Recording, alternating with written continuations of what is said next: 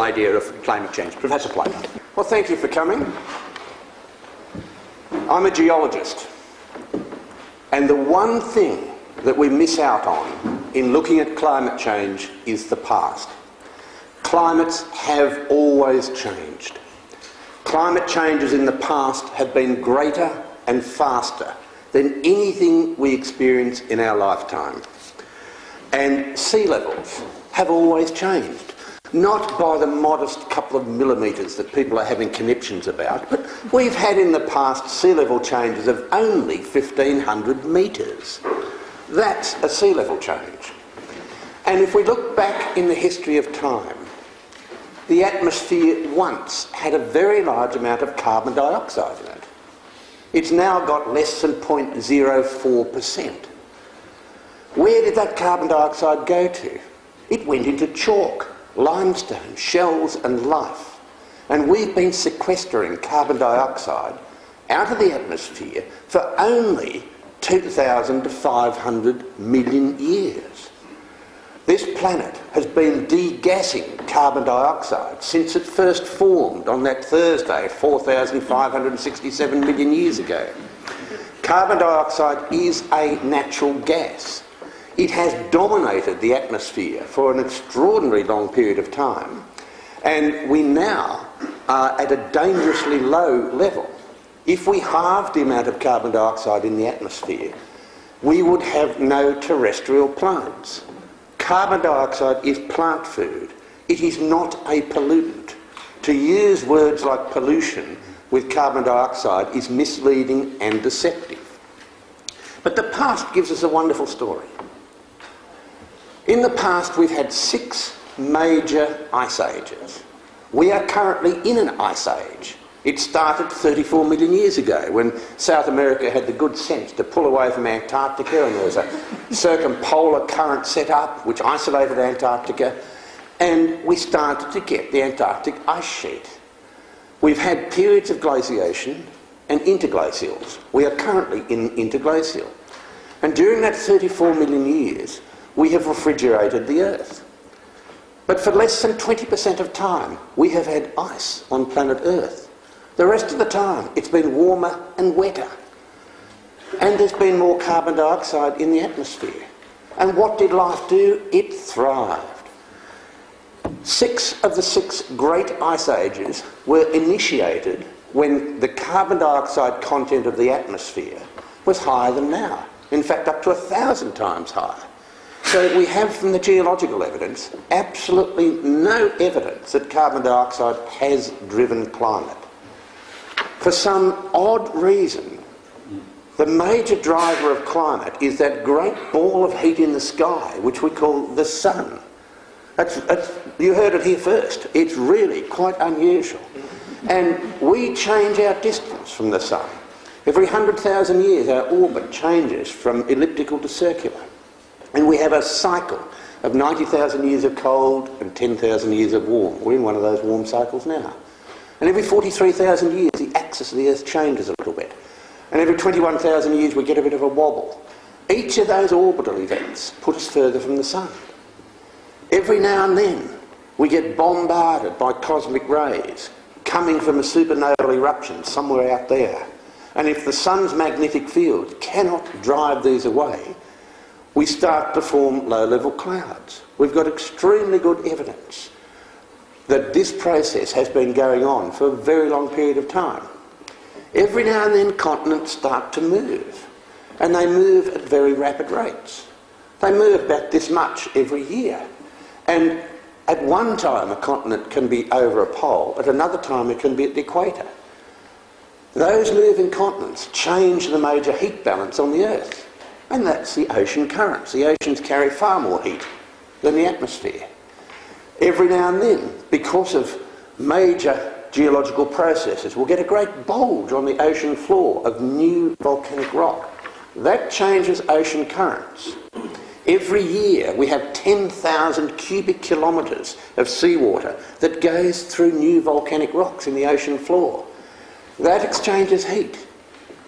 The reaction between seawater and the rocks stops the oceans becoming acid. When we run out of rocks, the oceans will become acid, but don't wait up. It will be a long time. We see 1,500 terrestrial volcanoes on planet Earth. We only measure 20 of them, and very few of those measurements are really accurate, but they tell us that a little bit of carbon dioxide leaks out of those volcanoes. But what we don't hear is that there are at least 3.47 million volcanoes on the sea floor which leak out huge amounts of carbon dioxide. We have got pools of liquid carbon dioxide on the sea floor. So, early Earth's carbon dioxide, where did it go? It went into rocks. Where did it come from? It came from rocks. What did it do to the planet? We did not fry and die. We didn't have runaway greenhouse. Well, that's just geology. That's not important. So let's look in more modern times. In more modern times, we have drill cores that have gone through the ice sheets. Snow, when it falls, captures some air. That air is then trapped in the ice. We can later extract it from drill core and measure the amount of carbon dioxide in the air. And we can see with our cycles of glaciation and interglacials that when we finish an interglacial event, then we release carbon dioxide some 800 years later. So what's that telling us? It's telling us that temperature is driving carbon dioxide, not that carbon dioxide is driving temperature. Oh yes, but that's only hundreds of thousands of years ago, forget that. Well, let's go to more modern times. We've been measuring temperatures accurately since 1850, and the accuracy is plus or minus 1 degree Celsius for those ancient measurements. We are being told that this 0.7 degrees Celsius rise is going to create a disaster.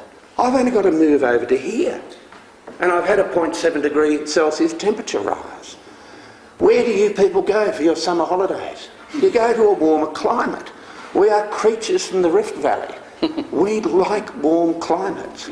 If someone from Helsinki moves to Singapore, there's an average temperature rise of 22 degrees Celsius. Singaporeans don't drop dead in the streets from the temperature.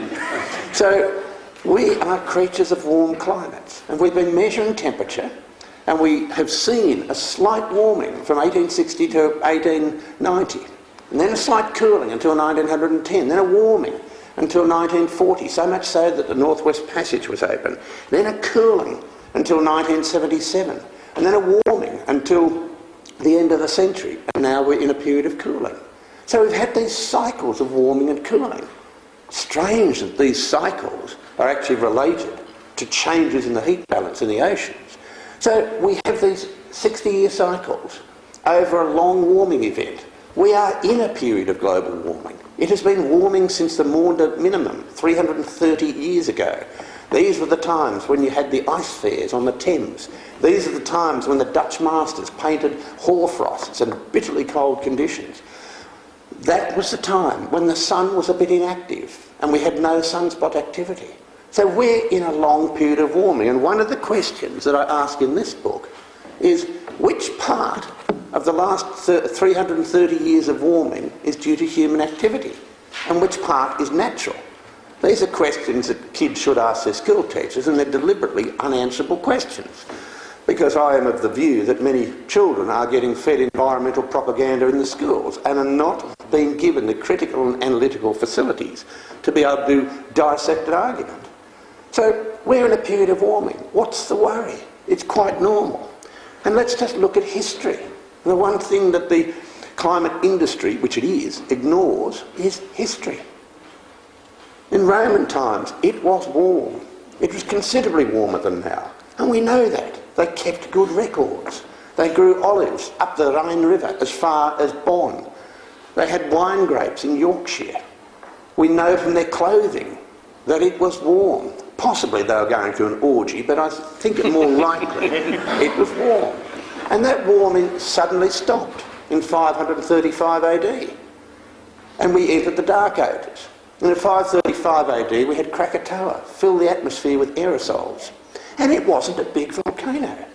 Only 30 cubic kilometres of aerosols go into the atmosphere. We've had bigger ones in Yellowstone. We've had even bigger ones in New Zealand, where 10,000 cubic kilometres of aerosols have gone into the atmosphere, and we pray for another one because that's the only way we'll ever beat them at rugby. Just wipe them out.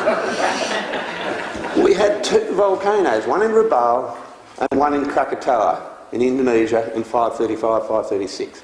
We went into the Dark Ages. It was cool. What happened? Crops failed. We starved. We had civil unrest. We had cannibalism. We broke out of that into the medieval warming. First to feel it was the Vikings. The seas became calmer. They could go further fishing. They actually went to Newfoundland, which they called Vinland. In Greenland, grapes and barley were growing. In Greenland, the graves were deep because there was no permafrost. It was a wonderful, benign climate, 5 degrees warmer than now. Eric the Red was saying, come to Greenland, it's a wonderful climate, and it was. And then we went through a period of solar inactivity, and in 23 years, we went from the medieval warming into the Little Ice Age. And that Little Ice Age ended 330 years ago. So what do you think would happen after a Little Ice Age? Do you think it'd get colder, or do you think it'd get warmer? The only reason that the arguments of science have got any traction in society is that they have been related to the last 30 years or 40 years of temperature measurements. I see with great interest the Met Office is telling us that this is the hottest year on record, but you might be on a different calendar to me, but I don't think this year's finished yet. And this time last year I was in London, as I was the time before, the year before, and it was miserable. It was cold. It was very cold. So those sort of predictions made just before a big climate conference, one has to be very sceptical of. So in science, scepticism is not a pejorative word. In science, there is no consensus. In science, there are constant battles.